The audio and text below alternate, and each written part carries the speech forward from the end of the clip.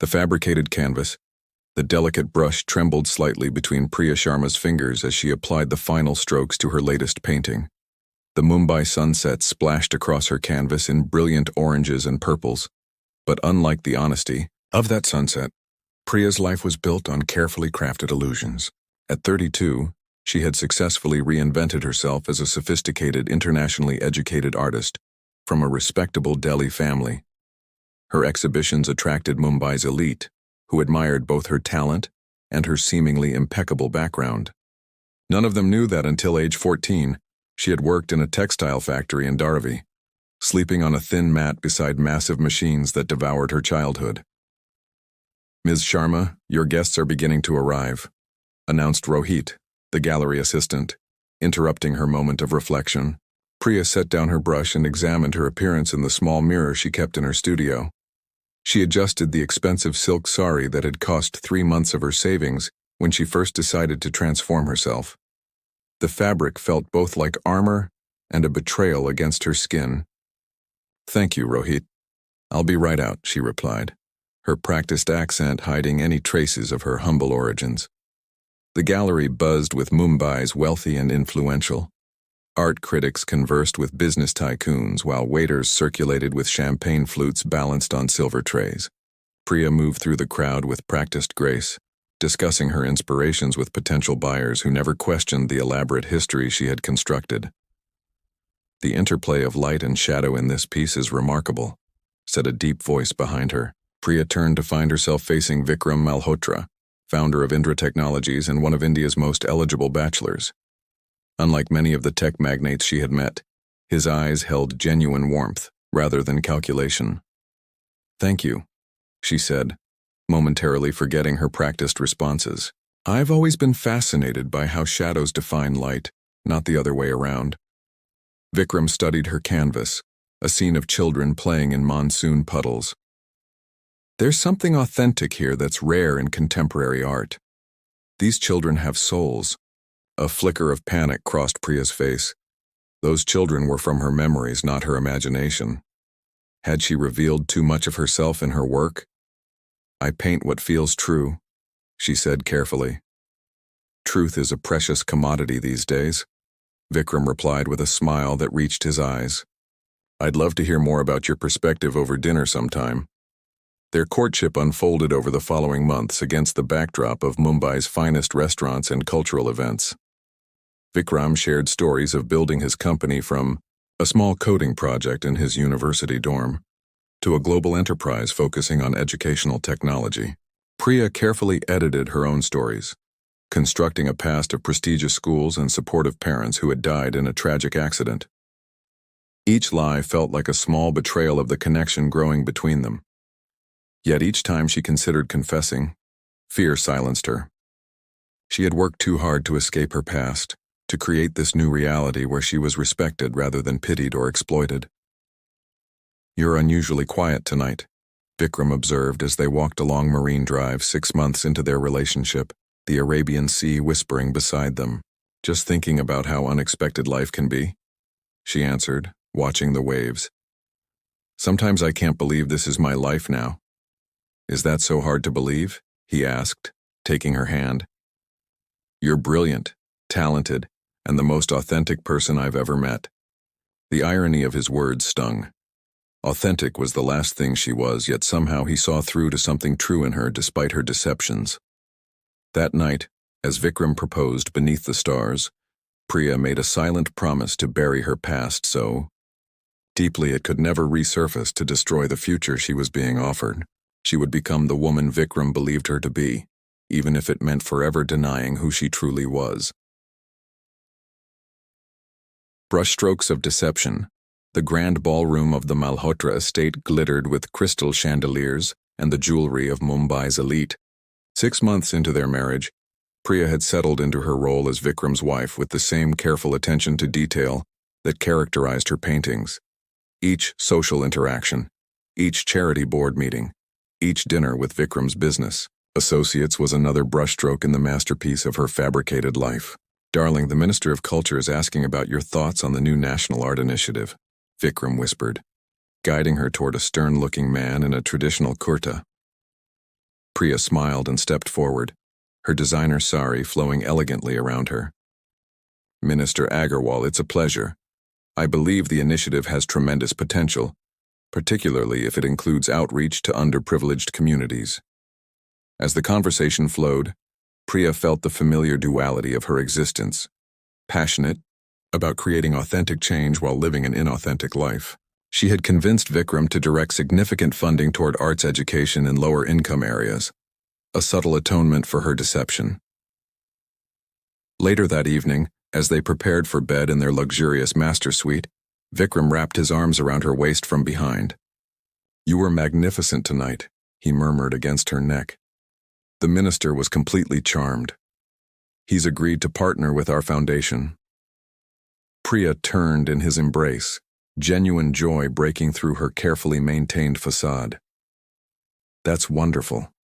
Think of how many children will benefit."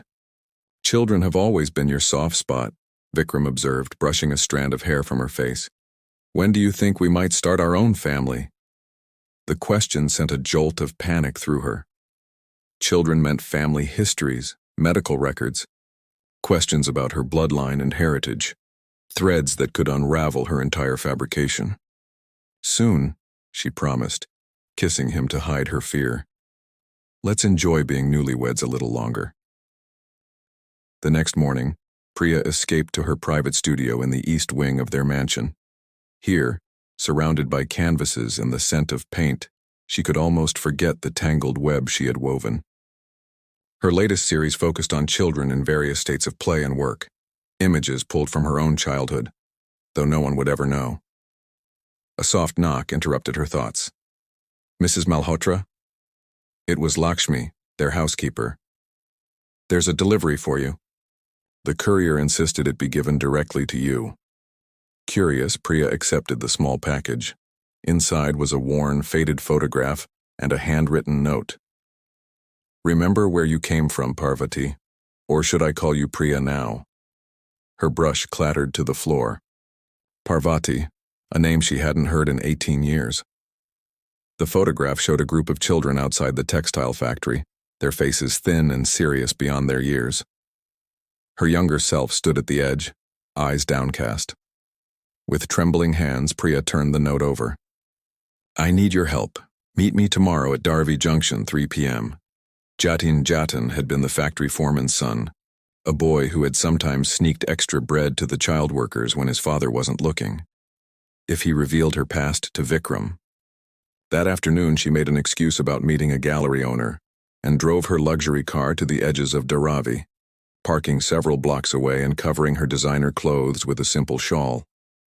The familiar smells and sounds of the slum brought back a flood of memories she had spent years suppressing. Jatin was waiting at their agreed location, his face more weathered than she remembered but still recognizable. "You've done well for yourself, Parvati," he said, skipping any greeting. "It's Priya now," she corrected automatically. "What do you want, Jatin?" "My father is dying. The factory has been closed for years, but there are still 30 children he helped place in homes around Mumbai.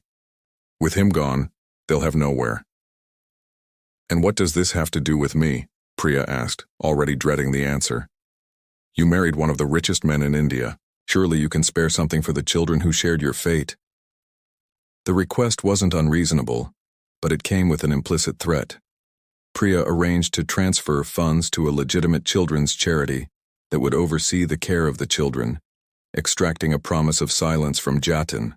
As weeks passed, she found herself jumping at shadows, scrutinizing every interaction at social events for signs that her secret had been discovered. At the opening of a major exhibition featuring her work, she nearly collapsed when she spotted Jatin among the guests, speaking with an art critic. "Are you feeling all right?" Vikram asked, concern etched on his face as he steadied her.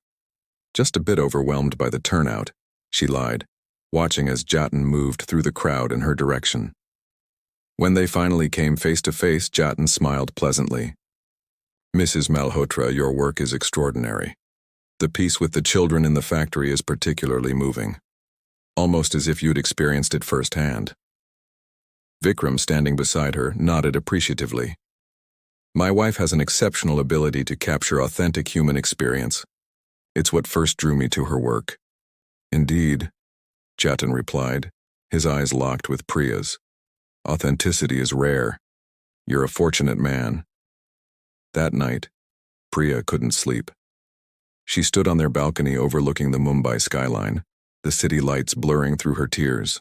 The weight of her deception was becoming unbearable, yet the thought of losing Vikram's love and respect paralyzed her. The palette shatters. The annual Benevolent Hearts Charity Gala represented everything Priya had aspired to since reinventing herself: elegance, influence, and social acceptance. As the wife of Vikram Malhotra and an accomplished artist in her own right, she had been asked to donate a painting for the gala's auction. The proceeds would support educational initiatives for underprivileged children, a cause that resonated deeply with her hidden past. Priya had spent weeks creating a piece titled Invisible Hands, depicting children laboring in shadows, while bright futures hovered just beyond their reach. The painting was both her finest work and her most dangerous confession, born from memories she had suppressed for years. "You've outdone yourself," Vikram said, adjusting his bow tie as they prepared to leave for the event. "This painting will raise a fortune for the charity." Priya smoothed her midnight blue gown, embellished with subtle silver embroidery that had cost more than she would have earned in 5 years at the factory. "I just hope it makes people see what they usually ignore." The gala was held at the historic Taj Mahal Palace Hotel, its ballroom transformed into a showcase of wealth directed toward charitable purposes. As Priya and Vikram entered, heads turned appreciatively. They had become Mumbai's golden couple, he the visionary tech entrepreneur with a social conscience, she the talented artist with impeccable taste and mysterious charm. "Priya, darling," called Nandita Kapoor, the socialite who chaired the gala committee, "your painting is causing quite a stir. Everyone's talking about the emotional depth. Where did you find such inspiration?" Before Priya could formulate a suitably vague response, she caught sight of a familiar figure across the room. Jatin stood, near her painting, deep in conversation with Rajiv Mehra, the editor of India's most prominent arts and culture magazine. Her blood ran cold. "Excuse me," she murmured to Nandita, making her way through the crowd with Vikram following close behind. "Ah, the artist herself," Rajiv said as they approached. "I was just discussing with Mr. Desai here how your work shows remarkable insight into child labor conditions. He has some fascinating theories about your inspiration." Jatin smiled, the expression not reaching his eyes. "I was telling Mr. Mehra that true art comes from lived experience. Wouldn't you agree, Mrs. Malhotra?" Priya maintained her composure with superhuman effort. "Art can come from many sources: observation, empathy, research." "Indeed," Jatin continued, "though nothing quite captures reality like memory. Parvati would know all about that." The name hung in the air like a thunderclap. Vikram's brow furrowed in confusion. "Parvati?" "A character from Hindu mythology," Priya said quickly. "Mr. Desai is making an analogy about divine creativity." Jatin's laugh was soft but devastating. "Not mythology, Mr. Malhotra. Before your wife became Priya Sharma, the internationally educated artist from a respectable Delhi family, she was Parvati Mahajan, a child worker in my father's textile factory in Dharavi." The silence that followed seemed to stretch into eternity. Priya felt the foundations of her carefully constructed life crumble beneath her feet. "That's absurd," she managed, but her voice lacked conviction. "Is it?"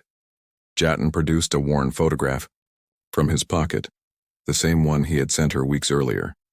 "Perhaps you'd care to explain why you appear in this photo from 15 years ago? Or why your fingerprints match those of a girl registered with Child Welfare Services after the factory was finally shut down?" Whispers rippled through the growing crowd of onlookers. Rajiv Mehra was already tapping notes into his phone, the journalist's instinct for scandal overriding any sense of decorum. "Vikram," Priya began, turning to her husband, but the words died in her throat when she saw his expression. Shock giving way to something worse: betrayal. He took the photograph from Jatin, studied it, then looked back at her with eyes that searched for denial, explanation, anything to contradict the truth unfolding before him. Is this true? He asked, his voice barely audible. The question stripped away Priya's last defenses. In that moment, surrounded by the society she had fought so hard to join, she could no longer sustain the lie. Yes. The single word seemed to echo throughout the ballroom. Nandita Kapoor gasped audibly. Someone whispered, "How scandalous." Another voice added, "She married him under false pretenses."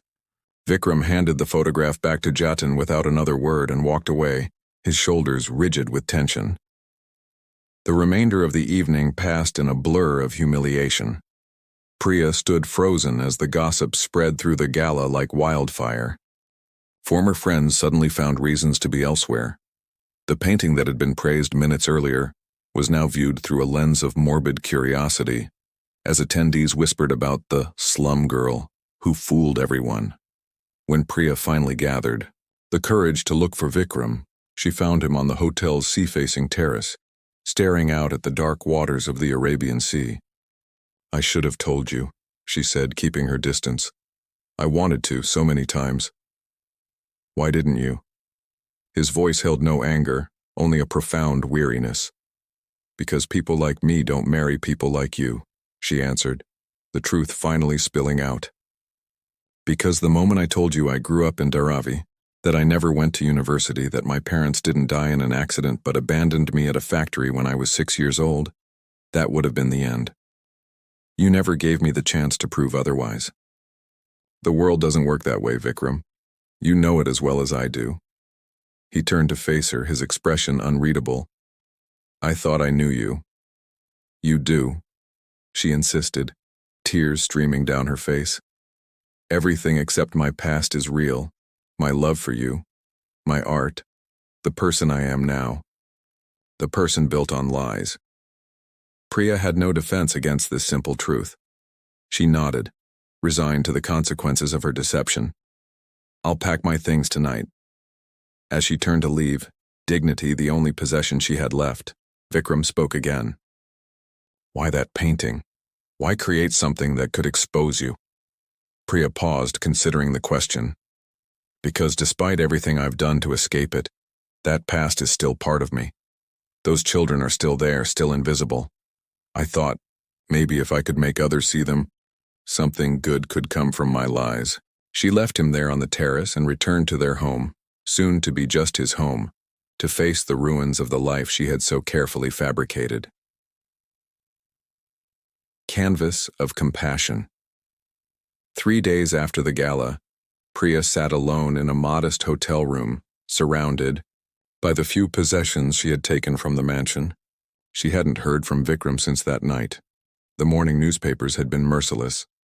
"Slum girl's deception rocks high society," screamed one headline.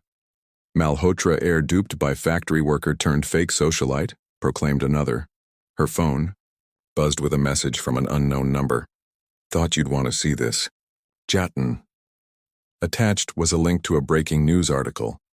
With trembling fingers, Priya opened it, expecting another humiliating expose. Instead, the headline read, "Tech billionaire Vikram Malhotra donates R500 crore to establish Dharavi Children's Foundation." The article quoted Vikram. "Every child deserves the chance to pursue their dreams without being defined by where they began. My wife's journey from Dharavi to becoming one of India's most compelling artists demonstrates the extraordinary potential that exists in every child if only they're given opportunity." Priya read the words again and again, unable to comprehend that Vikram had referred to her as his wife, not his soon-to-be ex-wife. Before she could process what it meant, there was a knock at her door. She opened it to find Vikram standing there, his eyes red from sleeplessness. "May I come in?" he asked quietly. Priya stepped aside wordlessly. Vikram entered, taking in the small room with its single suitcase and the stack of newspapers she'd been unable to stop reading. "I should have called first," he said, "but I wasn't sure you'd agree to see me. I thought it would be the other way around." Priya replied, her voice barely above a whisper. Vikram took a deep breath. "I spent the past 3 days trying to understand why you felt you needed to lie. I visited Dharavi. I spoke with some of The children still working there despite all the laws against it. I met people who remembered Parvati. Priya flinched at the sound of her birth name on his lips. They told me about a girl who used to draw beautiful pictures in the dirt during her brief rest periods. A girl who taught herself to read using discarded newspapers. A girl who disappeared one day and was presumed dead or worse. He stepped closer. No one ever imagined she would transform herself through sheer force of will into one of Mumbai's most celebrated artists. I deceived you, Priya said, the words catching in her throat. I built our entire relationship on lies. Did you? Vikram asked gently. You changed your name, created a new history, but the woman I fell in love with, her determination, her compassion, her talent, her soul, was that a lie too? Priya shook her head, tears spilling down her cheeks. I'm angry that you didn't trust me with the truth, Vikram continued, but I understand why. Our world is cruel to those who don't belong by birth. You did what you needed to survive, to create a life where your talent could be recognized. He took her hands in his. I don't care where you came from, Priya or Parvati, whatever name you choose. I care about who you are and who we can be together. How can you forgive me so easily? She asked, still disbelieving. It isn't easy, he admitted, but love isn't about ease. It's about recognizing someone's true worth beyond all the external trappings. You saw value in those factory children that society ignores. I see the value in you that society would dismiss because of your origins. Vikram reached into his pocket and pulled out a small velvet box. Inside was a simple gold ring set with a ruby. This belonged to my grandmother. She was born in a village with no electricity or running water, and became a teacher who educated hundreds of girls. She would have understood your journey. He placed the ring in her palm. I'm not asking you to come back as if nothing happened. I'm asking if you'll join me in building something new. A foundation that gives children like you were the chances you had to fight for. Together as equals with no more secrets between us. Priya looked at the ring, then back at Vikram's face. The society we move in will never accept me now. They'll always see me as an imposter. Then we'll create a new society, he said simply. One that values people for their character and contributions, not their pedigree. For the first time since the gala, Priya felt a glimmer of hope. I would need to reclaim my real name, to honor the girl I was and everyone like her. Vikram nodded. Parvati Malhotra has a beautiful sound to it. Parvati Mahajan Malhotra, she corrected with the first smile in days. To remember where I came from and where I'm going. As they left the hotel together, Priya noticed the stares from the lobby staff who had clearly recognized them from the news. But for once, she didn't shrink from the attention, or try to appear more sophisticated than she was. She walked with her head high, her hand in Vikram's, ready to face the world without pretense. Masterpiece of truth 1 year later, the newly constructed Dharavi Arts Center buzzed with excitement. Children in clean uniforms moved through bright, airy studios equipped with easels, pottery wheels, and digital design stations. On the main wall hung a massive collaborative mural depicting the journey from darkness to light. Poverty to possibility. Parvati Mahajan Malhotra, no longer hiding behind the fabricated identity of Priya Sharma, stood before a group of international journalists. At her side was Vikram, whose tech empire had only grown as he integrated a social enterprise model that employed young adults from underprivileged backgrounds. This center represents our belief that creativity can be a pathway out of poverty, Parvati explained, gesturing to the students eagerly showing their work to visitors. Every child here receives not only arts education but also academic support, nutrition and health care. Mrs. Mahajan Malhotra called out a reporter. Your story has inspired many, but critics say you're using philanthropy to rehabilitate your image after your deception was exposed. How do you respond? Vikram tensed beside her, but Parvati squeezed his hand reassuringly. She had expected this question and no longer feared it. My deception was wrong, she acknowledged openly. I created a false history because I believed it was the only way to be valued in a world that judges people by their origins rather than their character. That was my mistake, not society's. I now understand that real change comes from embracing truth, not hiding it. She led the journalists through the center, introducing them to instructors, many of whom had their own stories of overcoming adversity, and to the children, who proudly displayed their creations. In one corner, A girl of about 12 was painting a scene reminiscent of Parvati's own childhood. Workers in a dimly lit room. But unlike Parvati's memories, this image showed a window through which sunlight streamed, illuminating a path forward. What inspired this piece? A journalist asked the young artist. Mrs. Parvati told us her story, the girl replied shyly. How she used to draw pictures when she should have been sleeping, because the pictures helped her imagine a different life. Now I'm doing the same, but I don't have to hide my drawing. I can do it right here in the light. Later that evening, after the journalists and visitors had departed, Parvati and Vikram stood alone in her studio at the center. Her newest exhibition was preparing to tour internationally, a series titled Visible, featuring portraits of children and adults from Dharavi, each depicted with dignity and depth that challenged viewers to see beyond stereotypes.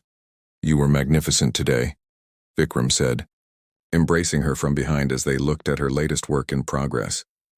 It still feels strange sometimes, she admitted, being completely honest about who I am, not having to remember which lies I've told to which people. Is it easier or harder? Parvati considered this. Both. Harder because I can't hide behind a perfect facade anymore. Easier because I don't have to maintain one.